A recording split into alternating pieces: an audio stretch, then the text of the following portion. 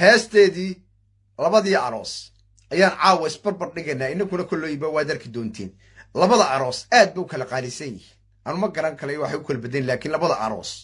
way kala qaalisan yihiin haddaba arooska iminka ay dhigatay gabadhaasi waa arooska ugu hooseeya waa arooska ugu hooseeya dhigatay hadda arooska ugu sarreeyana waa arooskii Hargeysa ay ku dhigatay fahma walaaliyaal waxaan ku tusayaa wax yar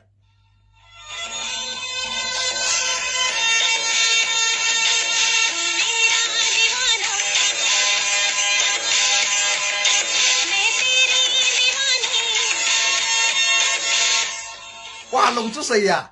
magaalada Hargeysa marka ay joogtay in qof bili aadan oo garabkeeda joogay walaa isaaq walaa gadabuursi uuna jirin waxaan ku tusayaa haddaba waxa la warkii jira waxa kaaro imanaya waxaan ku tusayaa arooskii ay ku dhigatay Hargeysa ku tusayaa arooskii Hargeysa ay ku dhigatay waxaan ku tusayaa arooskii ay ku dhigatay maanta magaalada Jigjiga ee ogaadeen ku degaan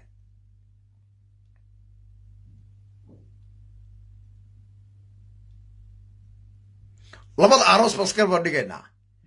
arooska ay ku dhigatay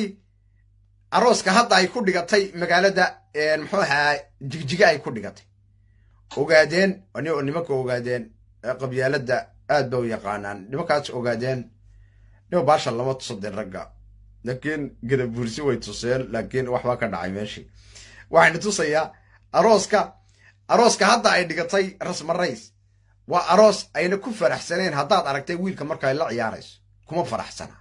wallahi inana beekun shay kuma faraxsan wiilka marka ay ciyaarayso wiilkani xaasas iyo ubad buu leeyahay farxan yare inkastoo nijaas ahaa oo ay urayo ahaa uu Jabuuti ku soo koray una inta badanna ka ahaa farxan yare pastor buu ahaa ninka ilmaha ka soo riday buu ahaa ay dhalay buu ninkaasi ahaa waliba wuxuu ku soo koray biyaha dhanaan buu ku soo koray Jabuuti buu ku soo koray laakiin waa gadabuursi wey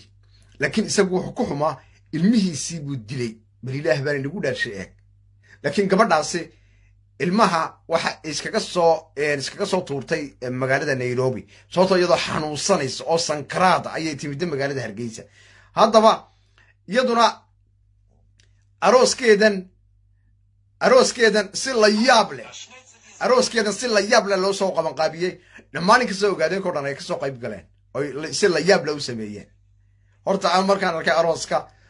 fanaano dhan bay iskugu yeedheen laakiin gabadhu ma faraxsana aan markaan arkay farxad kasta qofka si laakiin ma faraxsana gabadhu markaad arkay anigu wali way diidan tahay wiilkan adeerkeeda loo dhisay way diidan tahay ama way saluugaysaa walaalayaal ninba sida uu garanayo haddaba rasmarays inta arooska aan loo bilaabin ama inta arooska ay ku dhex jireen meesha dhexdiisa waxbaan ku tusayaa waxay ba kaga soo qabanaya wax yar arooska dhammaan uu buuxa waa darkiis waxbaan ku tusayaa lagu soo dhaweeyo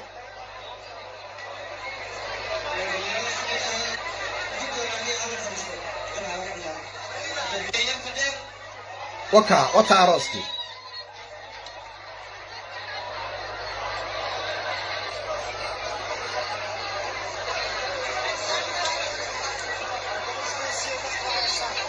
وتاسو كعيسى لكن way fadhidaa laakiin waxay uga timiday magaalada waxay uga timiday Nairobi ay u timiday qabiilkoogi waa inay tusto qabiilkoogu inay meel weyn gaarsiinayeen qabyaaladu walaalayaal markaan ilaahay baashu way macaan tahay ee Soomaaliya barta markaan ilaahay waa markaas soo kale wadarka samaanta qabiilkayga way garb istaagay walaalayaal arooska la yaab kale u sameeyeen indhahaaga fajaciyay la yaab kugu dhacaya haddaba rasmarays arooskan ay gashay maanta ama arooska loo sameeyay wax yar baan ina tusayaa in yar oo qura arooska gabadha fanaanada qaadaysa wiilka la yiraahdo Munir la yiraahdo isaga iska daa wiil sheeqaala laakiin wax tusaya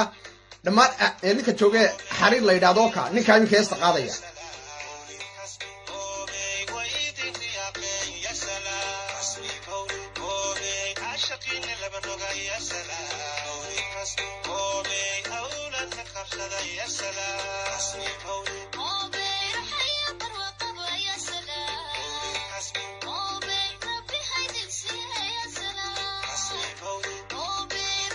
weliba waxa u sameeyeen hees ba u sameeyeen iyadoo iska leeda waa tan heesteedii waa siidaa heesteeda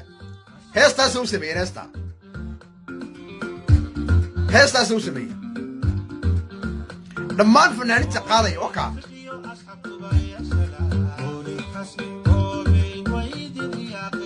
rasma lagu daray heesta oo ka weliba sidaa u qurshuubsan tahay heesta dhammaan wiilasha qaaday waa ogaadeen cagdheer u fiirsada hal qabiil baa ku dhex jira oo sheeqaal baa ku dhex jira wiilka la yidhaahdo muriin la yidhaahdo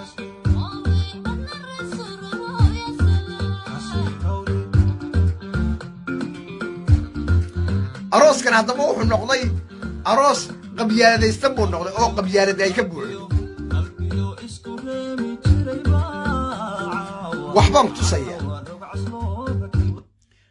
ku tusayaa waatan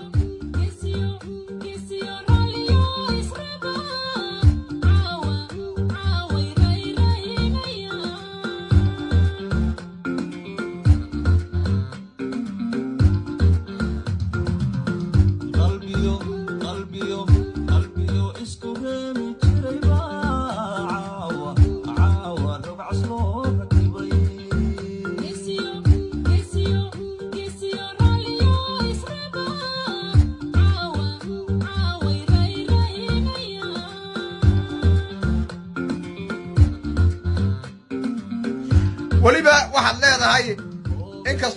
inkastoo dadka wax yar inkastoo dadku ay arooskan joogeen arooska si la yaab loo sameeyey arooskan wuxuu noqday gabadha markaan eegay ama dadka aan la tashaday ama dad aan ag joogay oo tagay meeshaan arkay gabadhu wallaahi kuma qanacsanayn way ka niyad jabtay arooskan waa lagu qasbay oo wiil adeerkeeda oo ka weyn weliba laba xaas leh waa lagu qasbay sababtoo waxaa loogu qasbay cadhada iyo ciilka ay u qabeen gadabuursi ayaa loogu qasbayay oo lagu lahaa qaabkii ay kuu galeen iyaga maanta aan tusnoon ka jaranno laakiin gabdhaha in la gooyo walaalayaal oo waxaan oo kale lagu sameeyo oo wiil dhaandhaana oo gadabuursi oo dhanba ay caayeen in saan oo kale loogu sameeyo gabadha loo bahdila gabadhiina ayna ku qanacsanayn maanta lagu qasbayo u fiirsada walaalayaal oo lagu qasbayo waxaan oo kale ma ahaadeen haddaba waxaan ku tusayaa arooska waxaan ku tusayaa ay ku gashay magaalada Hargeysa ee wiilka uu ka soo jeeda gadabuursi arooska uu dhigaan ku tusaya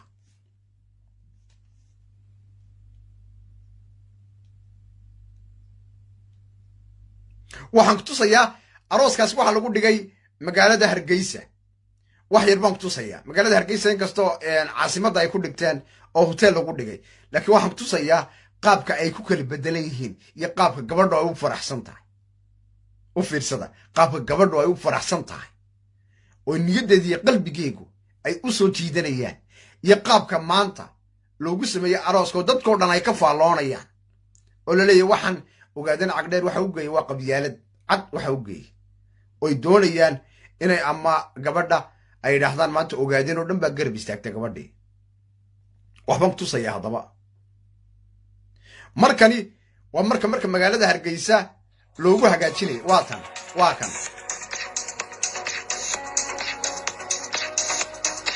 qaabka loogu hagaajinayo extra ugu faraxsanta ku tusaya magaalada Hargeysa weey oo marka farxaan loo hagaajinayo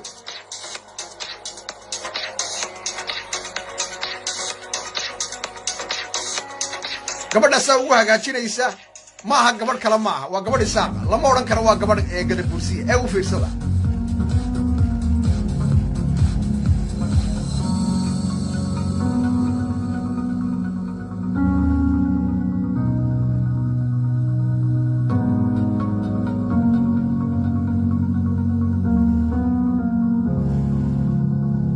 waa markii iyadii farxaan arooska loo dhigayay ama arooska ay tagayeen waa kuwa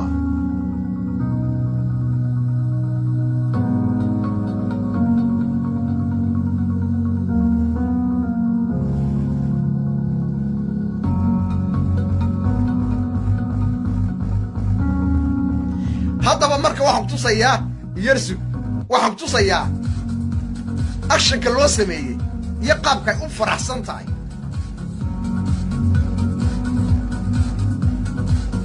actionka isaguna ugu tagay ama uu meesha dhan ka dhoof waxaan ku tusaya eeg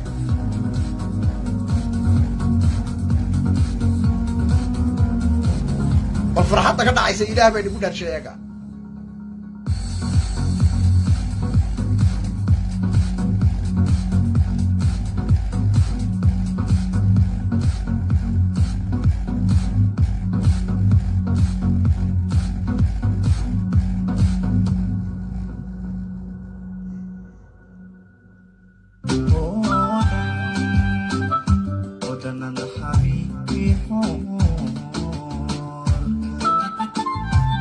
haddaba markan aan ku tusayo waa marka ay iyagu ay si toosa haddaba waxaan ku tusayaa hal xalfad quraan ku tusaya waxaan ku tusayaa arooska iyadu Hargeysa ay ku dhigatay iyo arooskan uu Farxaan ka fal celiyay inay isku mid ahayn inkastoo lagu soo qorayo Farxaan gabadha isaga aad u dilay Farxaan waa runtii wal u dilay ayay dhalay way isaga ilmaha ka soo riday waa runtaas qofna ma diidana walaalayaal laakiin in ogaadeen cagdheer ay waxaan oo kala sameeyaan oo qabyaalad cad sameeyaan arooskii qabyaalad ka dhigaan oo dhammaan dadka u yeedhana ay qabyaalad noqoto oo arooskiina gabadhiina ayna ku faraxsanay ama qalbigeedii ayna ku jabsanay waxay noqonaysaa waa waxyaabo dadkoo dhan la yaab ka dhalanaysa ama dadkoo dhan ku noqonaysa fajaciyayaab oo marka runtaa in sheegay walaalayaal haddaba dadkana soo weydiiyey bal qaabka ka warrama waa darkaysan walaalayaal si ku duwan labada aroos haddaba waxaan idin sheegayaa aroosyada qabyaaladu ama aroosyada qabiilkii weligiin iska ilaaliya waxay nii wanaagsanna ma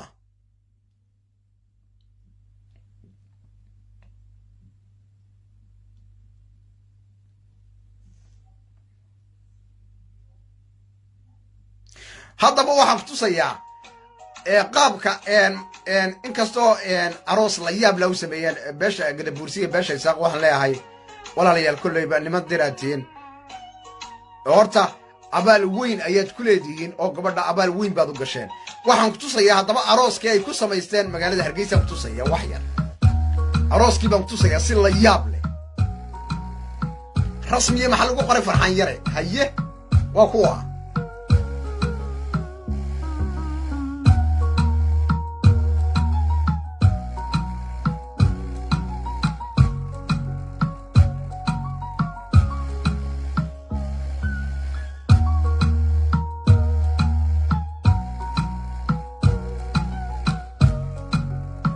وهوتيلكي منصور وين هرقيسة وين وإيجا يا الدنيا إناي بل هست اللو قاضي إيجا أف عليك ولا ليا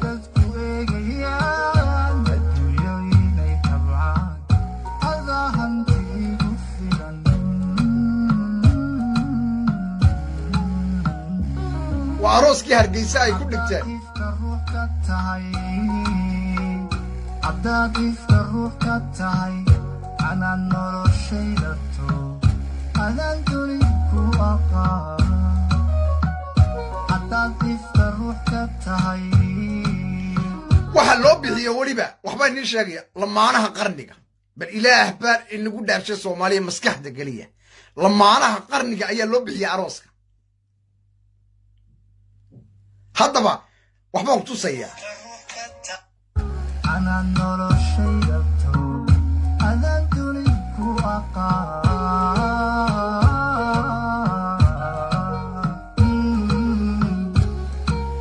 اسمري وحاجي أما عريقا صومر اسمري وحاجي أما عريقا صومر وف عليك يا منولا أولوريك عاشقاه روحي كل سيمن اسمري وحاجي أما عريقا صومر اسمري وحاجي أما عريقا صومر هذا أروسك أنا وحويان أروسكي أي كل دجال هالجيسة ولا ليا هذا كيسة hadday dadku eegayaan adduunyo inay tabcadaan adaa hanti iigu filan arooskii Hargeysa ay ku dhigteen bay laakiin maanta indhala'aanta ay ku rideen ogaadeen cagdheer wallaahi la yaab bay ku noqotay la yaab wadarkiisi labada aroos farqiga u dhaxeeya waa nin soo bandhiga walaalayaal intii ugu dambaysay wadarkiisi walaalayaal waka intii ugu dambaysay waka walaalayaal waka eegso ugu faraxsan tahay baleeg ninka kale kuma dhagayso isaga way ku faraxsan tahay ninka kale way iska kala tuuraysaa arooskan ku tusaya way iska tuuraysaa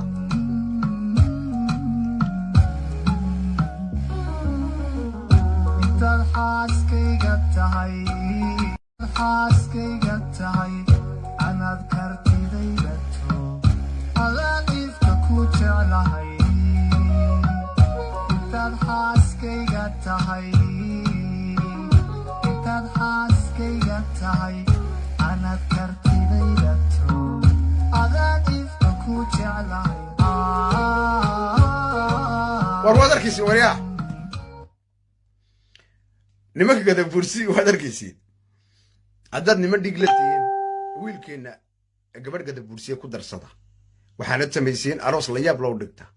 wadarkiisiina ogaadeen cagdheer akshanka ay sameeyeen iyo qabyaalada cad ay sameeyeen haddaba waxaan ni sheegayaa weliba arooska isaga wiilkan loo dhisay in adeerkeed way iska tuuraysaa way iska diidaysaa waxaad arkaysaa xagga inay farxaan aad u jecleen laakiin waqtiga iyo ayaamuhu ay ciileen farxaan inkastoo isaguna aad u xumaa oo ilmihiisa dilay laakiin waqtigii ayaamuhu inkastoo ay ciileen ma garan karo walaalayaal khayr baan iga tegayaa waanigoo sheekheer waxaan leeyahay guul baan iga tegayaa arooskii la soo weydiiyey ama dadka ugu badan ee ka tirsan TV-ga Rays Xuseen ku xidhan ee markasta yiraahdo ka hadal waxyaabahan farqi u dhaxay arooskii hore ee rasmi Rays ay gashay kan dambe bal wax ka soo bixi wadarkiisa walaalayaal indhiina ayaad ku aragteen Hargeysa arooska lagu dhigay magaalada Isaaq way degaan arooska lagu dhigay iyo arooska maanta jigjiga lagu dhigay farqi weyn baa u dhaxay ka waxa lagu tusayaa in qabyaalad la isku soo ururay kana waxa lagu tusayaa in aroos loo yimid walaalayaal indhiina ayaad ku aragteen guubani la jeeday walaalayaal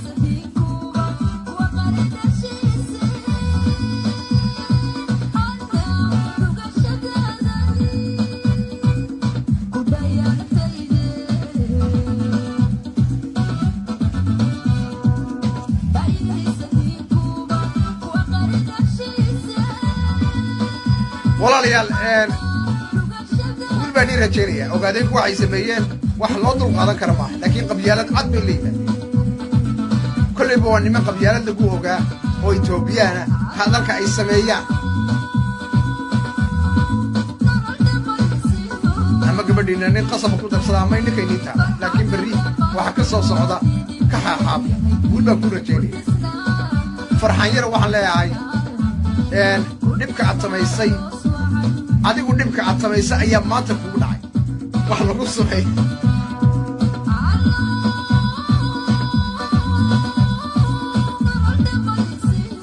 guul baan ii rajeynaya waanigoo sheekheer waxaan iiga tegayaa sidaa iyo nabadgeliyo iyo